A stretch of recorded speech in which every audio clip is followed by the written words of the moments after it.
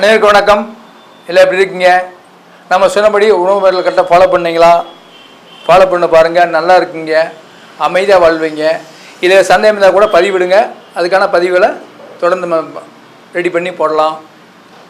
இப்போ பார்த்திங்கன்னா அடுத்து நம்ம நிறைய பேர் நம்மகிட்ட கேட்ட ஒரு முக்கியமான கேள்வி, என்னோடய குழந்தைகளுக்கு கண்ணாடி போட சூழ்நிலை ஏற்படுது, கண்ணு சரியாக தெரியல, இனி பார்த்தா கொஞ்சம் நேரம் கழித்து கொஞ்சம் படிச்சிருக்காங்க, பார்த்தா கண் அப்படியே தேய்ச்சிட்டே இருக்காங்க, என்னென்ன புரியுமானது இப்படின்னு நிறைய பேரண்ட்ஸ் கேட்டிருக்காங்க.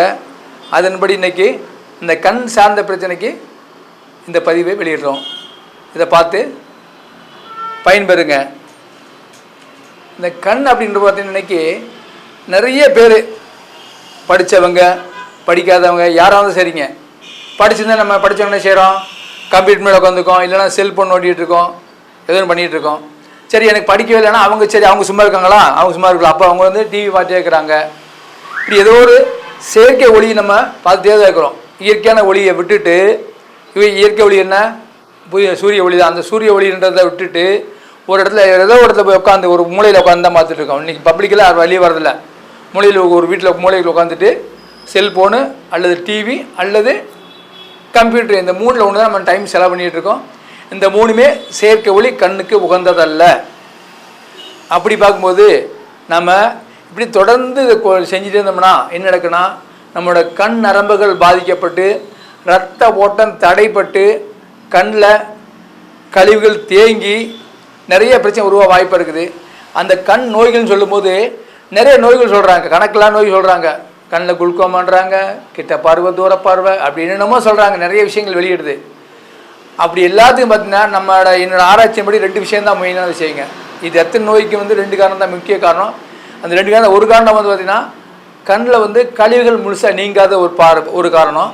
2வது காரணம் பார்த்திங்கன்னா கண்ணுக்குள்ள ரத்த ஓட்ட சீராக நடைபெறாத 2வது காரணமாக இருக்குதுங்க. இந்த 2 சரியாக இருந்ததுன்னா, கழிவுகள் நீங்கி ரத்த ஓட்ட சீராக இருந்ததுன்னா அந்த கண்ணில் பிரச்சனை வராது. சரியா? அந்த மாதிரி இருக்கக்கூடிய நிலைகளை நம்ம மாற்றி நம்ம இயற்கையாக வாழும்போது நமக்கு கண் பிரச்சனை வராது. இப்போ நமக்கு இருக்க கண் பிரச்சனை தீர்க்கிறதுக்கு நம்ம முதல் வழி என்ன செய்யணும்னா, நம்ம இந்த செல்ஃபோன் டிவி இந்த இதை பார்க்குற டைமை கொஞ்சம் குறைக்கணும். ஒருவேளை தொடர்ந்து உட்காந்து பார்க்க வேண்டிய சூழ்நிலை இருந்ததுன்னா, இப்போது ஃபார் எக்ஸாம்பிள் ஒரு ஐடி ஃபீல்டில் உட்காந்து வேலை செய்கிறாங்க, அவங்க எப்போயுமே சிஸ்டத்தை பார்த்த வழியில் அவங்க சிஸ்டத்தை பார்த்தே ஆகணும். அப்படி சிஸ்டத்தை பார்த்தா கூட ஒரு 10 நிமிஷம் 1/4 மணி நேரத்துக்கு கூட கொஞ்சம் கேப், ஒரு செகண்ட் 2 செகண்ட் கேப் விட்டால் வேறு பக்கம் திரும்பி பார்த்து இப்படி அங்கே அக்கம் பக்கம் திரும்பி பார்த்தீங்கன்னா அந்த விஷன் மாறி உங்களுக்கு நீங்கள் வேறு ஏதாவது இயற்கை சீனரி பார்க்கலாம், இல்லை ஏதாச்சும் ஒரு மாற்றி பார்த்தீங்கன்னா கொஞ்சம் உங்கள் டைரெக்ஷன் மாதிரி அந்த கண்ணு கொஞ்சம் ரிலாக்ஸ் ஆகும். இல்லை அதெல்லாம் முடியல கூட, எனக்கு அப்படியே முடியல கூட அங்கே நீ உட்காந்த இடத்துலேயே உட்காந்து கூட கொஞ்ச நேரம் அப்படியே கண்ணை மூடினீங்கன்னா கூட போதும். அப்போ அந்த இது கட்டாகி அந்த ஏற்கனவே போகிறதுக்கு ஒரு ஒளி நேர ஒளி ஒரு கட்டாகி கொஞ்சம் சின்ன சேஞ்சஸ் வரும்.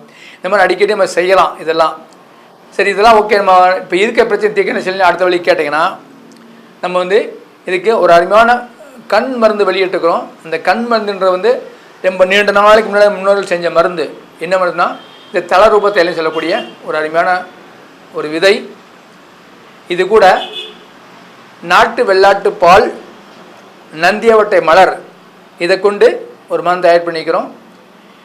இதை ஏன் நான் உங்களுக்கு மருந்து நீங்கள் செய்யுங்கன்னு சொல்லலாம், இது கண், அதனால் தயவு செஞ்சு இதை யாரும் செஞ்சு பயன்படுத்தாதீங்க. உங்களுக்கு தெரிஞ்ச மருத்துவர் தான் அவர்கிட்ட வாங்கி பயன்பெறுங்க, அதான் பெஸ்ட்டாக இருக்கும். ஏன்னா இது கண் போனால் திரும்பி வராது. அதனால் வந்து முக்கியமான உறுப்பு நம்ம கண்ணில், நம்ம கண் பகுதின்றது. அதனால் வந்து அதை பாதுகாப்பாக வைக்கணும். அதுக்கு வேண்டி யாராவது மருத்துவர்கிட்ட தெரிஞ்ச மருந்து செஞ்சு மருந்து வாங்கி பயன்படுத்துங்க. நீங்கள் யாரும் செஞ்சு பயன்படுத்தாதீங்க. இந்த நந்தியாவட்டை மலர், நாட்டு வெள்ளாட்டுப்பால், தளரூப தைலம் சொல்லக்கூடிய அதோட தைலம், இதை பயன்படுத்தி நம்ம என்ன தயார் பண்ணுறோம். இதே நீங்கள் முன்னோர் என்ன செஞ்சாங்கன்னா, அவங்க வந்து இந்த நந்தியாவட்டை மலர், தளரூப தைலம் ப்ளஸ் வந்து மலைக்குரத்தியின் முளைப்பாலை பயன்படுத்தி இந்த தைலம் செஞ்சாங்க. இப்போ நம்ம கிடைக்கல, அதை யாரும் மலையில் வாழலை, இப்போ நினைக்கல, எல்லாம் ஊரில் தான் வாழ்கிறாங்க. அதனால் அவங்க இந்த பால் கிடைக்கல. அதுக்கு பதிலாக நம்ம இந்த நாட்டு வெள்ளாட்டு பால் சொல்லும் பொழுது மலைகளில் பல வகையான இலைகளையும் அந்த தலைகளையும் மேய்ஞ்சி வரக்கூடிய அந்த பாலை பயன்படுத்தி தான் செய்கிறோம். ஸோ அதனால் அவங்களுக்குள்ள தன்மை மேக்சிமம் இதில் இருக்கும், கவர் ஆகும் நம்பிக்கையோடு வந்து செய்கிறோம். ரொம்ப நல்லா இருக்குது, நிறைய பயன்படுத்தி நம்ம பயன்பட்டுருக்குறாங்க.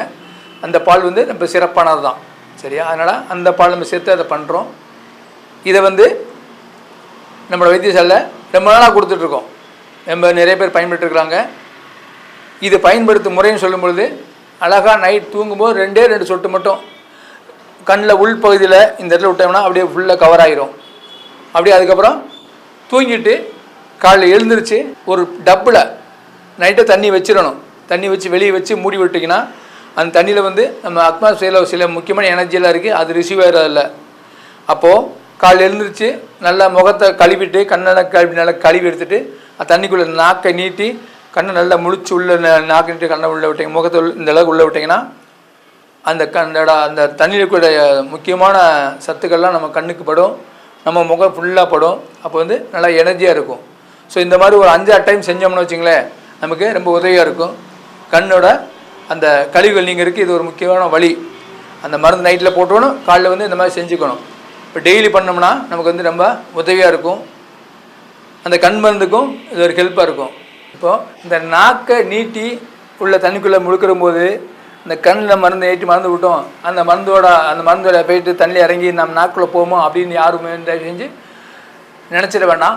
அப்படி போனாலும் தவறுடைய பூரா இயற்கை தான். பூரா எதுவுமே வந்து கெமிக்கலோ மற்ற உடம்புக்கு தேவையில்லாத பொருள் எல்லாம் வந்து இயற்கையான பொருள். நம்ம உடம்புல உணவுப் பொருள் தான் கொடுக்குறோம், இதெல்லாம் உணவு தான். அதனால் வந்து தவறு கிடையாது. அதை பற்றி நீங்கள் யாரும் பயப்பட தேவையில்லை. தொடர்ந்து இந்த மாதிரி செஞ்சு பயன்பெறுங்க.